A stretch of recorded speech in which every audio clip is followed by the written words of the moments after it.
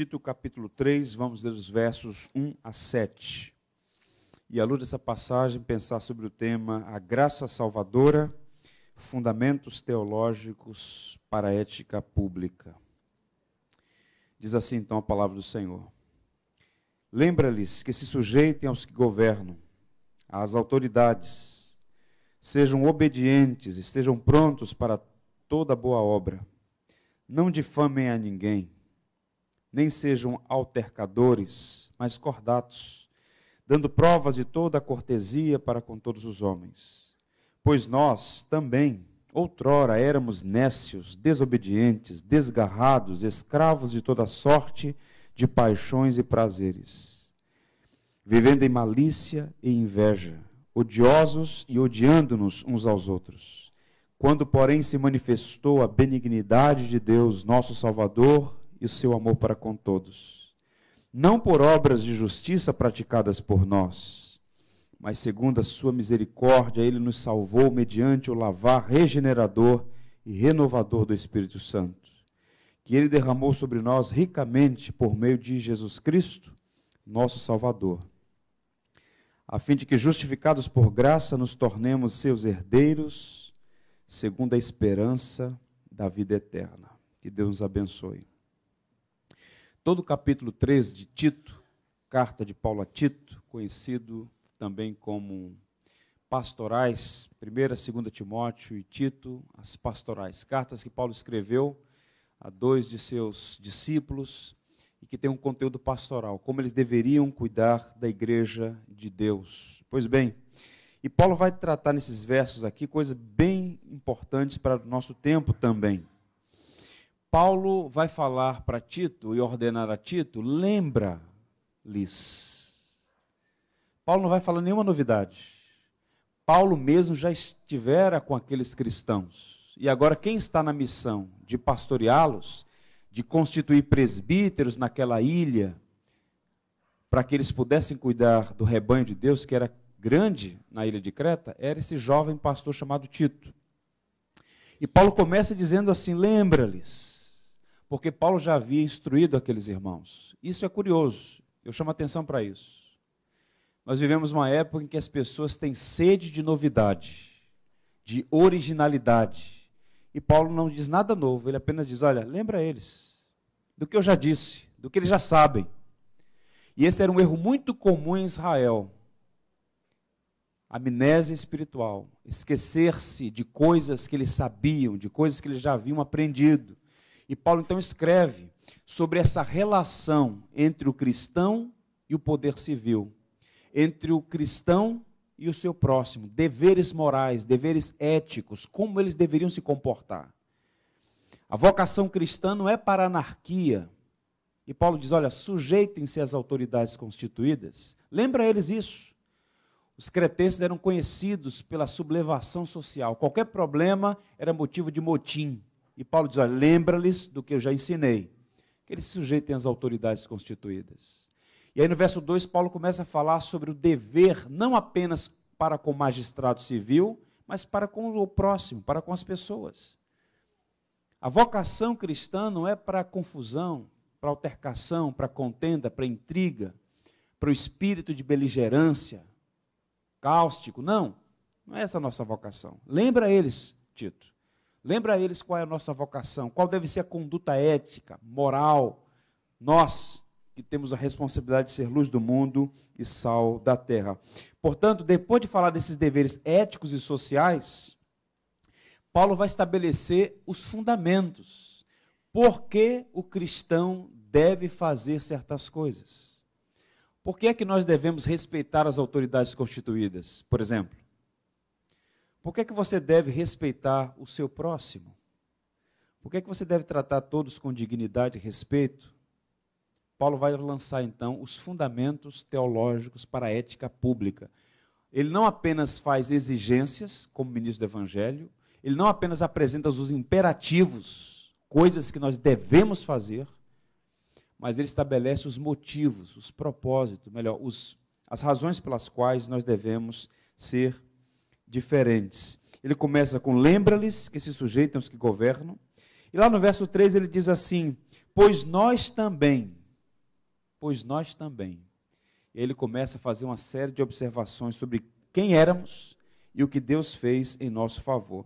Alguns argumentam que o verso 3 até o verso 7 era uma espécie de credo cristão primitivo. Paulo vai falar aqui 6 grandes verdades sobre a salvação. E o fundamento da ética cristã é o que Deus fez em nós. Devemos ser diferentes, devemos agir diferente, porque nós fomos transformados pela graça de Deus. E aqui algumas verdades sobre esta salvação que transforma nossas vidas e que muda o nosso comportamento, muda a nossa maneira de agir, muda a nossa moral e a nossa ética pública. Pois bem, algumas verdades. A primeira delas, ele vai falar sobre a necessidade da salvação. Por que é necessária? Observe o verso 3. Pois nós também outrora éramos o quê? Nécios, desobedientes, desgarrados, escravos de toda sorte de paixões e prazeres, vivendo em malícia e inveja, odiosos e odiando-nos uns aos outros. Paulo está escrevendo a um grupo de cristãos e os verbos todos aqui estão no pretérito. Paulo está falando de uma condição antiga. Lembra-lhes que façam certas coisas. Por quê? Porque nós éramos. O que éramos é passado. E o que nós éramos? E Paulo passa a fazer uma descrição nada agradável, não é uma coisa boa de se ler.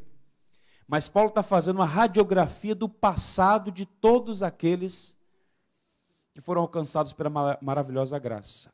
Paulo faz uma radiografia daqueles que ainda não foram regenerados. Aí Paulo vai falar de algumas coisas terríveis, porque o pecado atingiu a razão, a emoção e a volição. Estávamos perdidos e condenados, inconversos.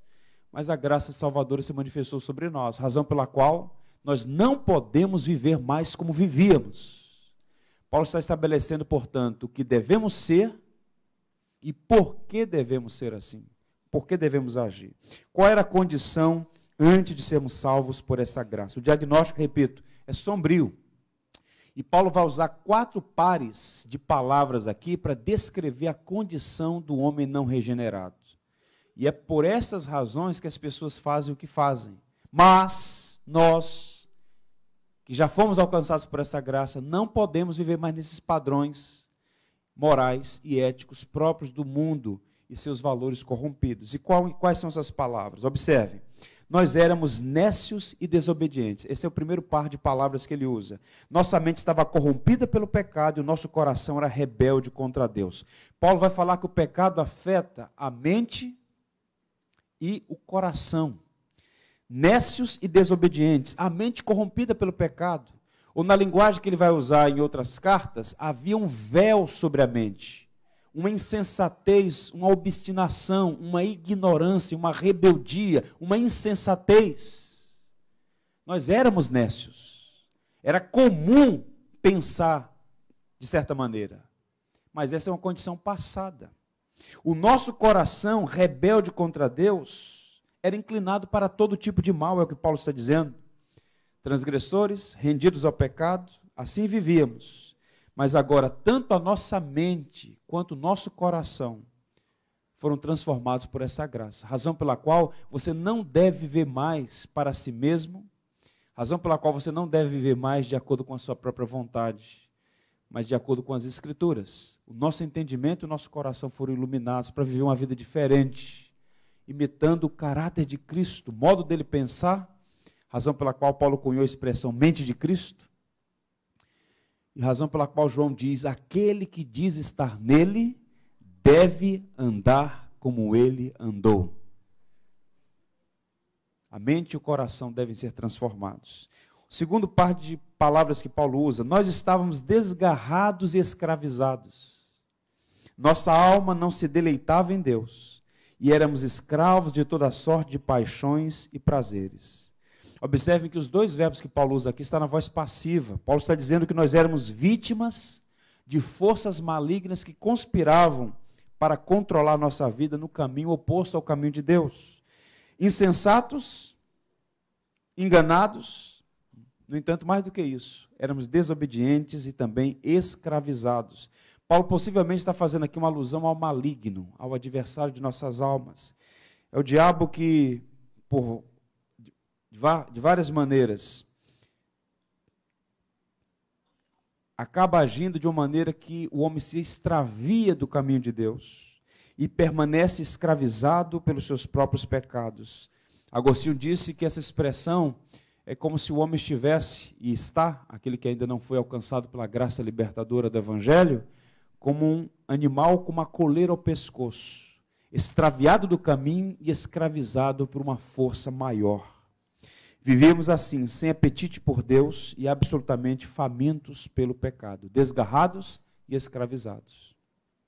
Terceiro par de palavras que ele usa, nós vivíamos em malícia e inveja. Vivíamos na maldade, desejando mal a alguém. Vivíamos na inveja, ressentindo-nos do bem que o outro tem. Essa é a condição do homem natural. De alguma maneira e em variados graus, isso está presente no homem, maldade e inveja.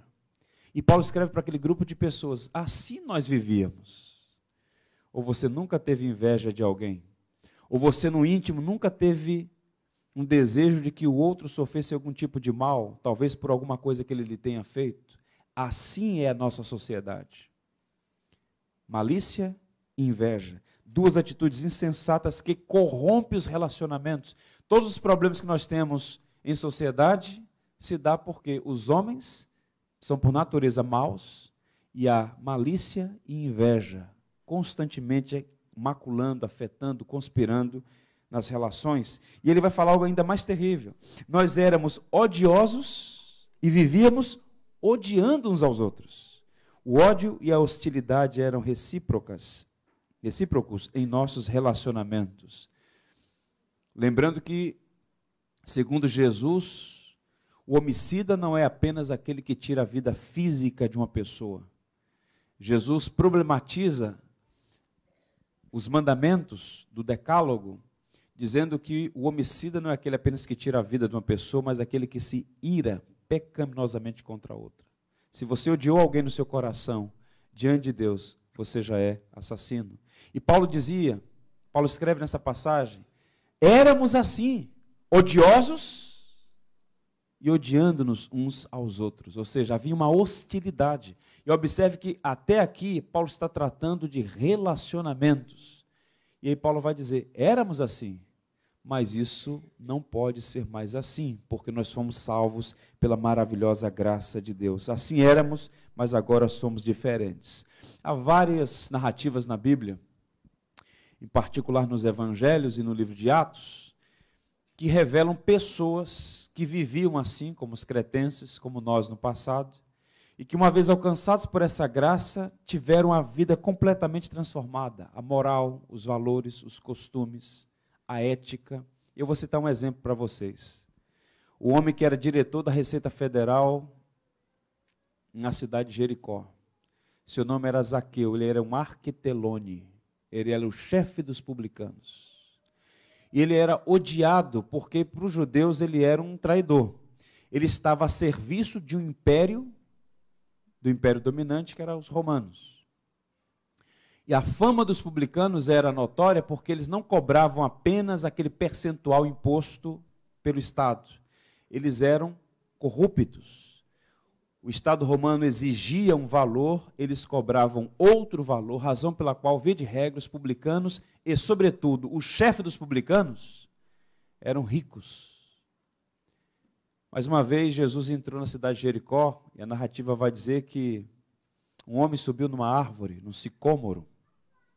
Recentemente nós lá estivemos, e é um sicômoro no centro de Jericó, antiguíssimo, que segundo a tradição foi por ali que Zaqueu subiu naquela árvore para espreitar a entrada daquele famoso homem que estava operando maravilhas por todo lugar. E para sua surpresa, Jesus se aproxima daquela árvore e diz, Zaqueu, desce, porque convém hoje repousar em tua casa. Um escândalo, o Salvador na casa de um ladrão, o Salvador na casa de um corrupto, de um homem sem moral e sem ética. Mas quando Jesus apresenta as boas novas, aquele homem alcançado pela graça, e veja a narrativa, Zaqueu se levantou e disse ao Senhor, Senhor, resolvo dar aos pobres metade dos meus bens. E se em alguma coisa tenho defraudado alguém, restituo 4 vezes mais. Isso é interessante. Porque observem, a graça que salva transforma, e esse é o principal problema no meio evangélico hoje. Uma graça barata, uma graça que entope igreja de pessoas, mas que não transforma o caráter delas. E Paulo está dizendo, nós éramos assim, mentirosos, detratores, maledicentes, enganadores, odiosos, odiando-nos. Os nossos relacionamentos eram contaminados, éramos assim, passado. Mas agora, não mais. Porque Cristo, mesmo Cristo que esteve com Zaqueu e o transformou, tem transformado as nossas vidas. Não é um salto prodigioso, é um processo longo, mas é um processo. E aí ele vai dizer, e este homem era um servidor de Mamon, porque vê de regra, quem se envolve em fraude, não importa o valor, quem se envolve em fraude para obter lucro, é porque tem um Deus instalado no seu coração chamado Mamon.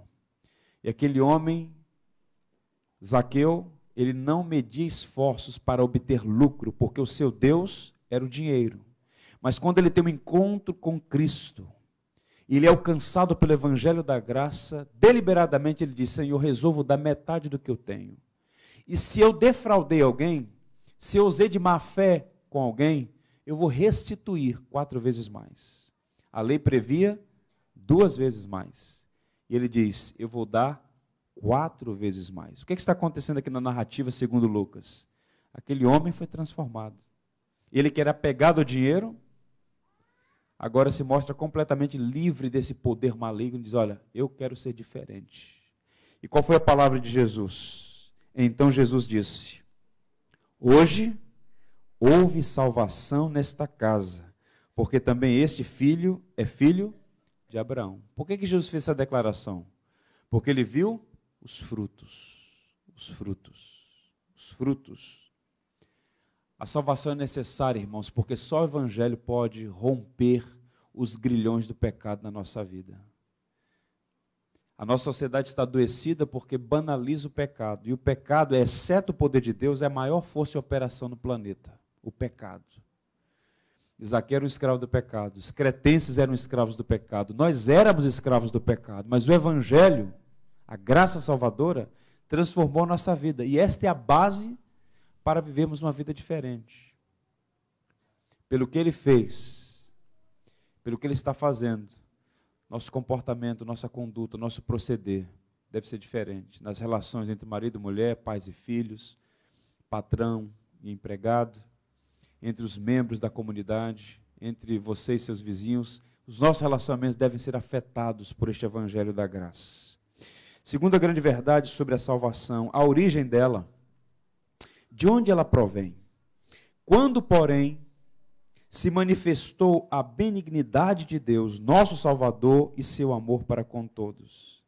Considerando que Paulo havia dito, e sendo honestos com nós mesmos, irmãos, devemos concluir o seguinte: a salvação vem do Senhor. Se dependesse de você, você não estaria aqui. Alguns aqui, não sei necessariamente o percentual, tiveram o privilégio de serem criados no ambiente de uma igreja, por terem pais cristãos ou parentes cristãos, cresceram, como ainda há pouco foi apresentada a Aira aqui, na igreja, cresceram na igreja, na ambiência da igreja, mas em algum momento foram alvos dessa graça e foram salvos. Mas há um número expressivo de pessoas que não tinham nenhuma simpatia, muito pelo contrário, eram detratores da fé cristã, detratores da igreja. E a última coisa que lhes passava pela mente é ser crente, frequentador de igreja. E hoje estão no meio do povo de Deus, congregando entre os santos, entre os salvos, entre os remidos. Por que isso se deu? Foi por sua livre e espontânea vontade? Sim, você escolheu, você aceitou a Jesus.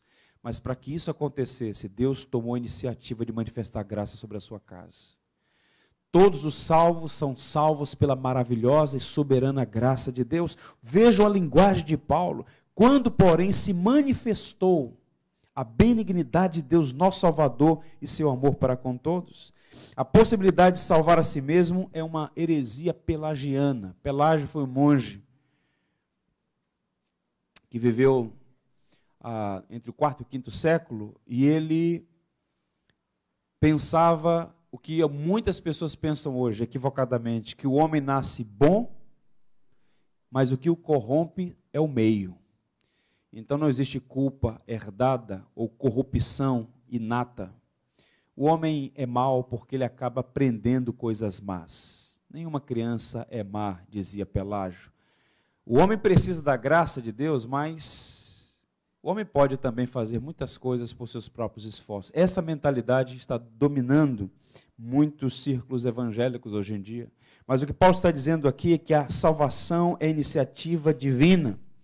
A salvação é a obra de Deus do começo ao fim. E ele vai usar uma expressão lindíssima aqui. Mas Deus, nosso Salvador. É salvação pela graça somente. E observem as palavras que ele usa aqui, os atributos que ele dá a Deus. 4 colunas que sustentam a salvação. Ele vai falar de amor, benignidade, misericórdia e graça. O amor de Deus, inexplicável amor de Deus, é que o motivou a ser benigno. O que é ser benigno? Qual é a diferença entre benignidade e bondade? Bondade é o ato de ser bondoso. A benignidade é planejar o bem. Então, amando a nós, pecadores, de um modo inexplicável, Deus decidiu ser benigno. Deus planejou o bem para nós. E o maior ato, o maior sinal, melhor dizendo, da benignidade de Deus, é que a sua salvação foi planejada na eternidade. Deus manifestou benignidade, planejou ser bom para conosco. E ele fala de misericórdia, sustando o castigo, sustando o juízo, e oferecendo graça, amor aos que não merecem. Tudo isso ele fez, por quê? Não sei. Não sei. Mas o fato é que nós fomos alvos desse amor, benignidade, misericórdia e graça. Por isso nós cristãos devemos, como Jonas, dizer, a salvação pertence ao Senhor. Por isso nós cristãos devemos dizer que tudo que somos e temos vem dele. Tudo provém de Deus que nos reconciliou consigo por meio de Jesus Cristo, nosso Salvador, disse Paulo aos Coríntios. Efésios 2:9, um texto que a gente precisa guardar na mente e coração. Vamos ler juntos? Porque pela graça sois salvos, e isto não vem de vós. Pergunta. Isso não vem de vós. O que é que não vem de nós? Tudo. Nem a graça que salva, nem a fé que é o meio através do qual somos salvos. Tudo provém de Deus. Tudo provém de Deus. Caminhando, qual é a base da salvação? Onde ela se firma? A fim de que, justificados por graça, nos tornemos herdeiros segundo a esperança da vida eterna. A base da salvação é a justificação por graça. A nossa salvação é fruto da graça. A justificação não é por obras, mas pelo resultado da obra de Deus em nós. Mas não é justiça própria. É justiça imputada, é justiça de Cristo. É o que Ele fez que nos salva. É muito comum encontrar pessoas, e outro dia numa conversa relativamente tensa com uma senhora, não cristã, a conversa foi no seguinte tom. Eu conheço muitos evangélicos que não dão testemunho, fazem isso, fazem aquilo. Eu sou uma pessoa boa. Quando eu vejo alguém na rua passando necessidade, eu dou um prato de comida. Nesse fio, por exemplo, eu dei 3 casacos, uma pessoa que estava com frio. E a linguagem dela era: há alguns que se dizem cristãos que têm seus pecados, alguns graves. Eu não sou cristã, mas eu tenho boas obras, eu faço coisas boas. Se céu existir, eu acho que eu mereço. Esta é a mentalidade. Boa parte das pessoas, no fundo, elas acham que merecem coisas boas da parte de Deus. Quando o rabino Harold Kushner escreveu aquele livro denso, polêmico, quando coisas ruins acontecem a pessoas boas, muita gente ficou encantada com o texto, até que Sproul escreveu uma resenha dizendo: bem, só há 2 pessoas boas, Uma morreu na cruz e a outra está para nascer. Então, essa coisa de que quando coisas ruins acontecem a pessoas boas, o pressuposto está equivocado. Por nossas próprias obras estaríamos perdidos. Isaías, o profeta, vai dizer que as nossas obras são para Deus trapos de imundície. Você já leu isso? Já leu essa expressão? Já ouviu essa expressão? Trapos de imundície? Você sabe o que é trapos de imundície? Vamos pesquisar. Eu não vou falar porque daqui a pouco nós vamos almoçar. Mas já deu para ter uma noção. Observe o verso 14 do capítulo subsequente de Tito 2. O qual a si mesmo se deu por nós, para remir-nos de toda iniquidade e para purificar para si mesmo um povo exclusivamente seu, zeloso de boas obras. Paulo está fazendo referência à obra de Cristo. É Cristo que nos salva. É o que Ele fez que nos salva. Não é o que você faz ou deixa de fazer. Por isso que é graça. Ou seja, Ele morreu a nossa morte e imputa sobre nós a sua justiça, de modo que quando você comparecer diante de Deus, se você crê, não é acreditar, crer, confiar em Jesus, você será salvo da ira divina. O que está sobre você não é a ira, mas a justiça de Jesus. De modo que quando Paulo diz assim, nenhuma condenação há para os que estão em Cristo Jesus, nós nos alegramos com essa palavra. Nenhuma condenação é. Fomos justificados. E por que fomos justificados? Devemos viver uma vida justa. Observe, você não obedece para ser salvo. Você obedece porque foi salvo. É diferente. A nossa justiça, as nossas obras não são a causa da salvação, mas os frutos dela. Por isso Paulo diz, a qual si mesmo se deu por nós. Com que propósito ele se entregou por nós na cruz? Para nos remir de toda iniquidade e purificar para si um povo exclusivamente seu, zeloso de boas obras. Os evangélicos têm sido acusados de serem antinomistas, libertinos, porque suplantam o conceito de boas obras e enfatizam tudo graça, graça, graça. Sim, é graça, mas a graça que salva transforma. Nós devemos ser homens e mulheres que manifestam o caráter de Cristo. Por isso Paulo fala tanto de imperativos éticos. Você que mentia, para de mentir. Você que furtava, para de furtar. Você que destratava seus pais, aprende a honrar os seus pais. Você que era ignorante com a sua esposa, trata como o vaso mais frágil. Ama a sua esposa como Cristo amou a igreja. Você que era um anarquista, aprende a se sujeitar às autoridades. As autoridades são constituídas por Deus. Uma coisa é não gostar de pessoas, outra coisa é você detratar instituições. Aprende a ser diferente e mostra. Paulo vai falar, inclusive, sobre ornar a doutrina de Deus com as boas obras. A nossa maneira de viver é como se o nosso modo de viver ornasse a doutrina. As pessoas olham e dizem, caramba, que vida diferente. Nós podemos ornamentar a doutrina de Deus pela ética, pelo modo como nós vivemos. Caminhando o meio da salvação, como ela chegou até nós. Não por obra de justiça praticadas por nós, observem, mais uma vez, não por obra de justiça praticadas por nós. Agora o contraste, mas, todavia, porém, segundo sua misericórdia, Ele nos salvou. Somos passivos nesse processo, a iniciativa é dele, Ele que faz, Ele nos salvou. Como? Mediante o lavar regenerador e renovador do Espírito Santo. E aqui é curioso que em toda a narrativa, Paulo está trabalhando com as três pessoas da Trindade agindo na salvação. O Deus que escolhe, o Filho que expia, o Espírito que lava. Ele vai usar essa linguagem, mediante o lavar regenerador e renovador do Espírito Santo.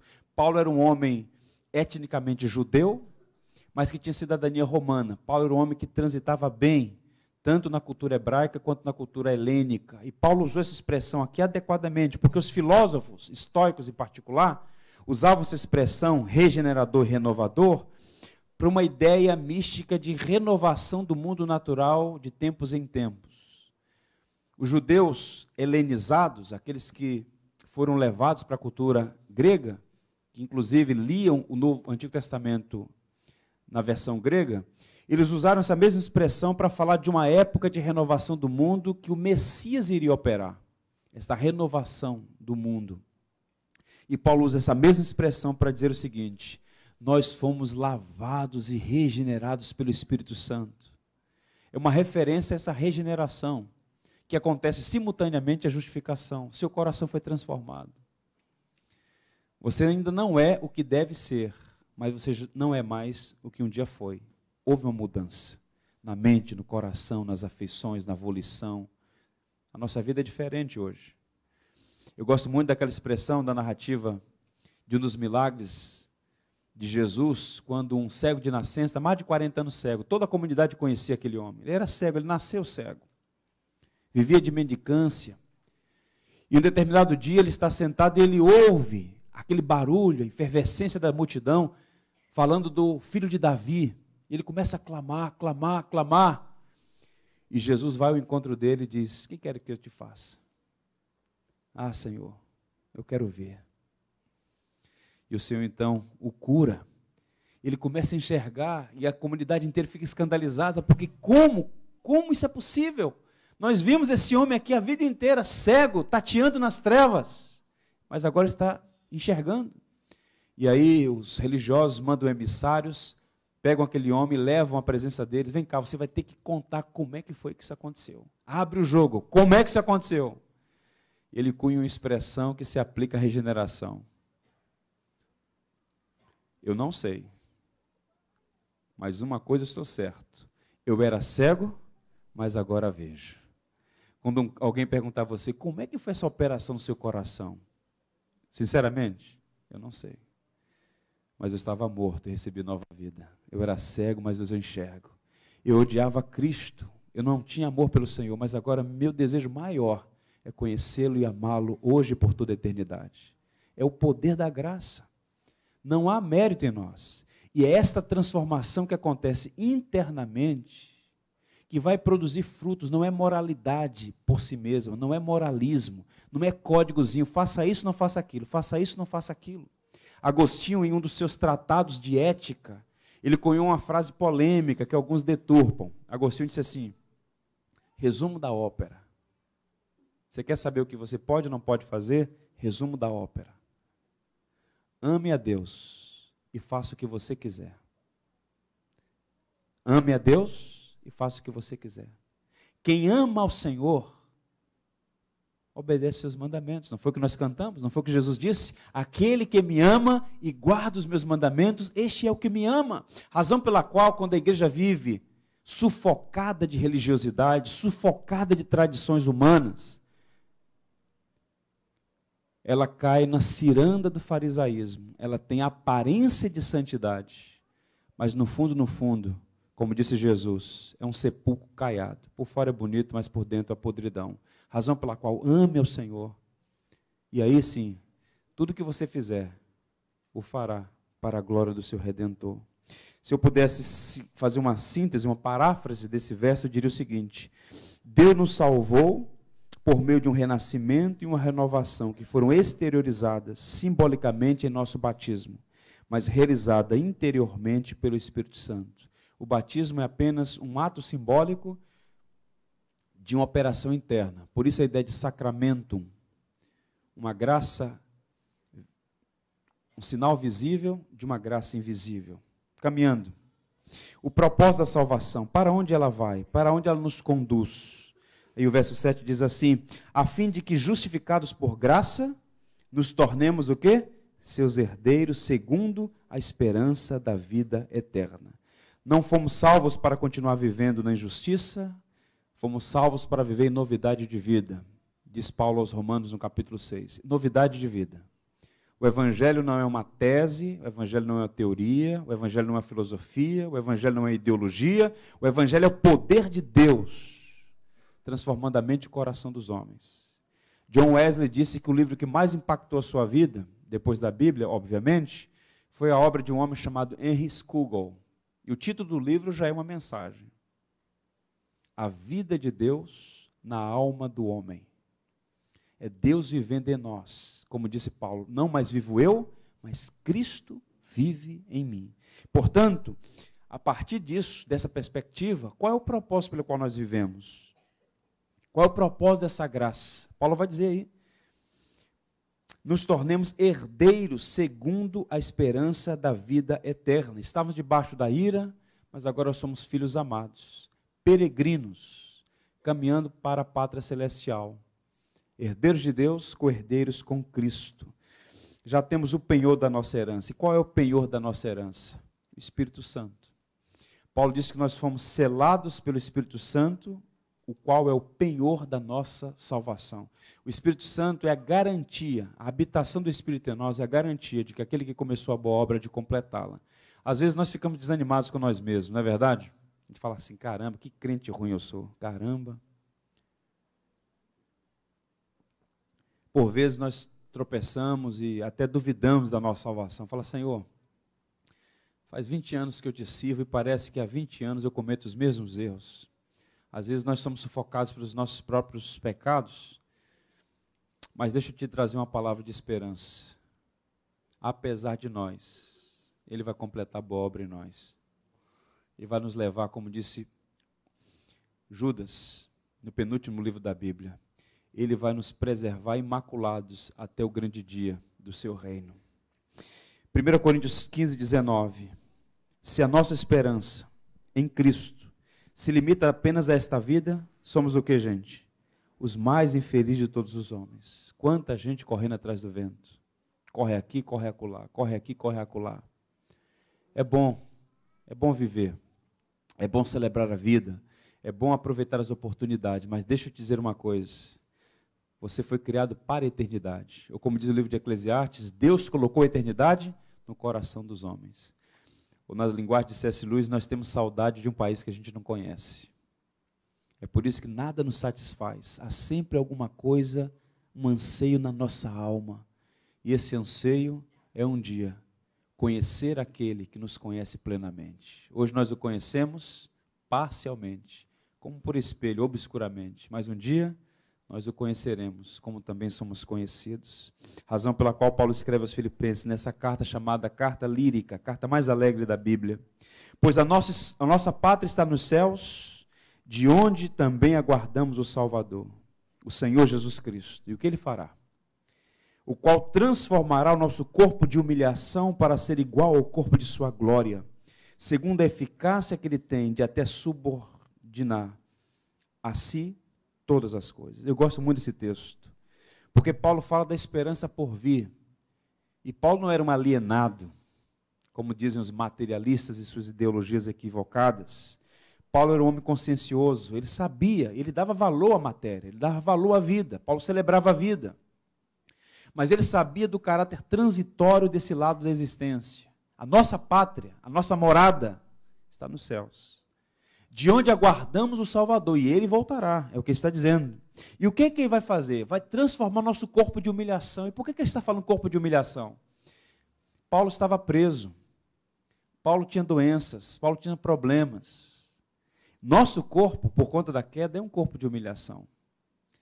Quando nós vemos um ente querido, uma pessoa amiga, num leito de hospital, sofrendo, dependendo completamente de outras pessoas, é um corpo de humilhação. Os teólogos, supostos teólogos da prosperidade, os curandeiros gospel, iludem as pessoas dizendo que é a vontade de Deus curar toda e qualquer enfermidade. E há tanta gente iludida com isso. O nosso corpo está num processo de morte. Há falências, há processos, por conta do efeito do pecado na natureza. Mas o Senhor Jesus, quando Ele se manifestar, Ele vai transformar o nosso corpo de humilhação. E o nosso corpo, que um dia descerá à sepultura, será um corpo semelhante ao dele, um corpo ressurreto, incorruptível e imortal. Isso é esperança. Razão pela qual nós devemos viver a nossa vida nesse presente tempo, como? Para a glória dele. A nossa ética, a nossa conduta moral se baseia naquilo que Ele fez. Isso muda completamente a nossa perspectiva. E por fim,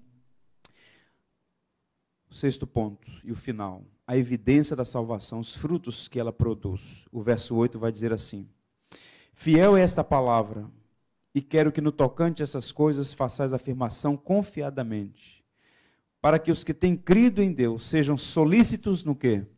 Na prática de boas obras. Essas coisas são excelentes e proveitosas aos homens. Vou repetir o texto. Para que os que têm crido em Deus sejam solícitos na prática de boas obras. Quem está dizendo isso? O grande bandeirante da graça, o apóstolo Paulo. O homem que mais e melhor entendeu a doutrina da graça. Esse homem está dizendo, nós somos salvos pela graça. Você que tem crido nisso, entenda, você deve praticar boas obras, na perspectiva correta, não para conquistar o amor de Deus, não para merecer salvação, não para ter justiça por suas obras, não, mas como evidência, a salvação é fruto da graça, e essa graça vem acompanhada de boas obras. Paulo está enfatizando aqui 4 coisas, eu apenas leio para a nossa edificação. O propósito da morte de Cristo é purificar para si um povo zeloso de boas obras. As boas obras não são a causa da salvação, mas o fruto dela. Espera-se que todo genuíno cristão tenha uma conduta ética exemplar. Eu sempre digo que o cristão tem a casa de vidro. Todos podem errar, menos o crente. Ué, você não é crente? Quem nunca ouviu isso? As boas obras adornam o evangelho e causam impacto nos incrédulos. Muitas pessoas têm dificuldade com a fé cristã por várias razões, mas sobretudo por conta da sua própria natureza adâmica. E esses problemas são problematizados muitas vezes pelo mau testemunho daqueles que confessam ser discípulos de Jesus. Razão pela qual uma das maneiras mais eficazes, não é a única nem a principal é a pregação, mas uma das maneiras mais eficazes de conquistar alguém para Cristo é vivendo como Cristo, dando bom testemunho. Pedro chega a dizer que a nossa maneira de viver emudece os incrédulos. Emudece. Ah, fulano de tal fez isso, fulano de tal fez aquilo. Eu conheço um crente, meu amigo, olha só. Maus exemplos há em todo lugar. Eu tenho sido um bom exemplo para você ou não tenho sido?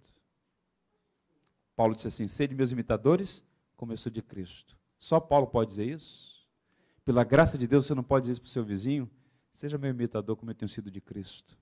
Veja como eu trato com dignidade a minha esposa. Veja como eu trato com dignidade os meus filhos. Ou seja, não é ufanar-se ou querer ser melhor do que os demais, dizendo assim, eu sou a referência. Mas de alguma maneira você deve ser um exemplo para aquele que anda nas trevas. Talvez a única Bíblia que as pessoas tenham oportunidade de ler seja a Bíblia segundo você. Você tem que ser a carta lida por todos os homens. Eu quero encerrar lendo John Stott, em um artigo que ele escreveu sobre graça e boas obras, ele disse assim, sua necessidade é devido ao nosso pecado, a nossa culpa e a nossa escravidão. Sua origem é a bondade e o amor gracioso de Deus. Sua base não é o nosso mérito, mas a misericórdia de Deus, revelada na cruz. Seu significado é a obra da regeneração e de renovação do Espírito Santo, sinalizada no batismo. Seu objetivo é a nossa herança final da vida eterna. E sua evidência é a nossa diligente prática de boas obras. Estes são os fundamentos da ética pública. Nos próximos meses, para ser mais preciso, em agosto, vai ser relançado esse filme que vai aparecer aí. Essa é a versão antiga, Ben-Hur. Eles estão reestreando esse filme extraordinário. À época, esse filme ganhou 11 estatuetas do maior prêmio, o Oscar. Mas pouca gente sabe que esse filme é baseado em um livro. E o livro também vai ser relançado aqui no Brasil, acho que pela editora Record. Acho que mês que vem, pelo que eu estou sendo informado. Mas qual a história desse filme que é baseado nesse livro? A história é muito curiosa, porque o autor do livro, Ben-Hur, é um homem chamado Lew Wallace, que era um oficial do exército americano, criado num ambiente majoritariamente cristão, cercado de igrejas. Esse é um retrato desse oficial. E esse homem ridicularizava a Bíblia, ele era um detrator do Evangelho. E eles, olha, vocês, se dirigindo a amigos que eram cristãos, inclusive oficiais tal como ele, vocês que estão seguindo esse Cristo supostamente ressurreto, Eu vou mostrar para vocês que ele é um embusteiro, um engodo, que a fé cristã não tem fundamento histórico sólido. E ele tirou uma licença e ele se enclausurou em uma biblioteca para estudar sobre a vida de Jesus Cristo. E qual foi o resultado? Se converteu. Vai estudar a vida de Jesus é um problema. Começou a estudar, porque Jesus Cristo, você vai estudá-lo, ele está presente. E começa a te ensinar, olha, eu sou assim. E ele se converteu. E ele escreveu esse livro, Ben-Hur, para mostrar, entre outras coisas, o milagre da graça. Um detrator, um inimigo, um rebelde, um homem que se jogava melhor do que os demais. O cristianismo é para pobre, ignorante, um oficial, um homem de posses, um homem de articulação. Ele foi governador do Novo México, governador de um dos estados do sul da América. E olha só o que ele diz sobre a Bíblia. Comecei a escrever um livro para provar que Jesus Cristo nunca existiu. E quando me dei conta, estava provando que ele de fato existiu. Tal convicção tornou-se em mim uma certeza absoluta. Ao estudar seu caráter, não tive mais dúvidas de ser o Filho de Deus. E assim abri totalmente meu coração a ele. A palavra de Deus é verdadeira e nos conduz a Cristo. Viveu até o último dia da sua vida como alguém que verdadeiramente era um discípulo de Jesus Cristo. A graça que salva também transforma. Amém, irmãos? Em pé, nós vamos ler. Pegue seu boletim. Tito 2, 11 e 14. Nós lemos Tito capítulo 2 inteiro, hoje na liturgia. Os versos 11 e 14 estão aí na parte final do texto, diz assim: porquanto a graça de Deus se manifestou salvadora a todos os homens, educando-nos para que, renegadas a impiedade e as paixões mundanas, vivamos no presente século sensata, justa e piedosamente, aguardando a bendita esperança e a manifestação da glória do nosso grande Deus e Salvador Jesus Cristo, o qual a si mesmo se deu por nós, a fim de remir-nos de toda iniquidade e purificar para si mesmo um povo exclusivamente seu, zeloso de boas obras. Que Deus nos ajude. Pai, nós te louvamos por tua palavra, fonte inesgotável de vida. Lemos essa passagem inúmeras vezes em nossa jornada, mas nessa manhã, mais uma vez, ela veio ao nosso encontro e nutriu a nossa fé. Ajuda-nos, Senhor, a te exaltar com entendimento e alegria por esta incompreensível graça, soberana e maravilhosa, que um dia resplandeceu sobre nós.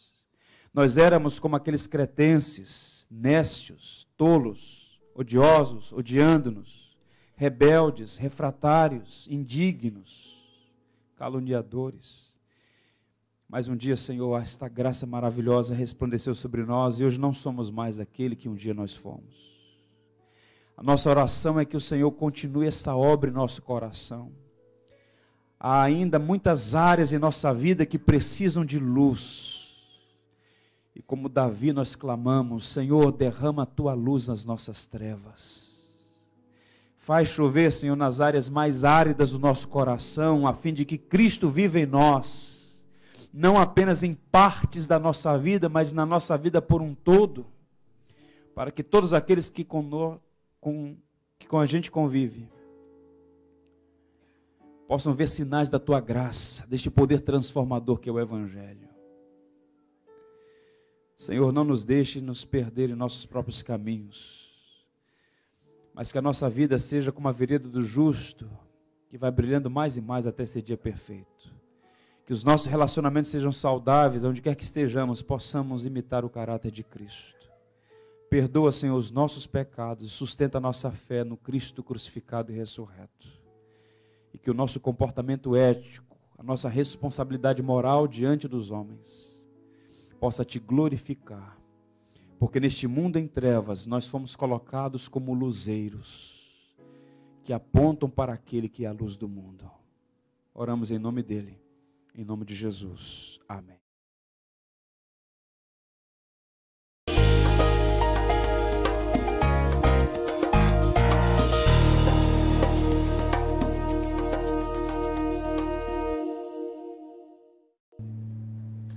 Tu és fiel, Senhor, meu Pai celeste, pleno poder aos teus filhos darás. Nunca mudaste, tu nunca faltaste, tal como eras, tu sempre serás. Vamos juntos? Tu és fiel, Senhor, tu és fiel, Senhor, dia após dia, com bênção sem fim. Tua mercê me sustenta e me guarda. Tu és fiel, Senhor, fiel a mim. Flores e frutos, montanhas e mares, sol